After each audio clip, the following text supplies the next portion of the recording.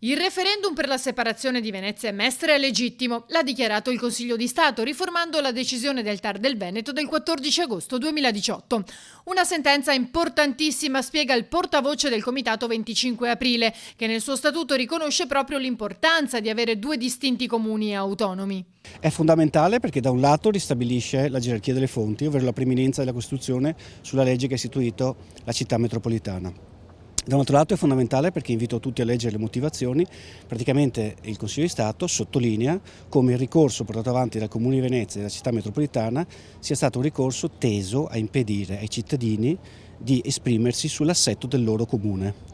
Terzo luogo, questo ricorso infondato e fatto da consiglieri eletti dal popolo per non far votare i cittadini ha comportato spese e perdite di tempo e quindi noi invitiamo con forza a capire che è tempo di avere due comuni separati con una loro identità e dignità, due comuni che all'interno della città metropolitana sarebbero due tra 44 comuni, quindi non si vede perché ci debba essere il comune di Torre dei Mostro, di Quarto Valtino, di Stra, ma Mestre non abbia la sua dignità di comune.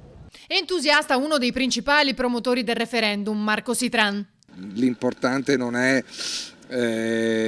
primeggiare, ma l'importante è lasciare anche alle future generazioni un territorio meno desolato di quello che ritroviamo adesso. La divisione del Comune di Venezia e ridare dignità a due città vuol dire innanzitutto rinnovare un territorio devastato e soprattutto offrire a Venezia la possibilità di ottenere uno statuto speciale che la può salvare da questo turismo devastante e dai tanti interessi economici su Venezia che hanno sicuramente negato residenza ai cittadini.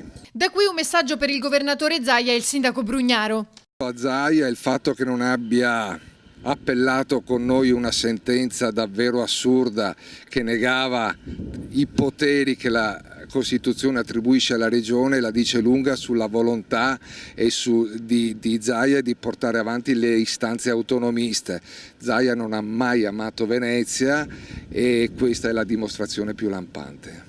Riguardo a Brugnaro, Brugnaro è stato eletto grazie ai voti dei referendari insieme alla Lega, il giorno dopo si è rimangiato la parola, ci ha definiti 4 sfigati, ha fatto 6 ricorsi al TAR, non ho altri commenti da aggiungere.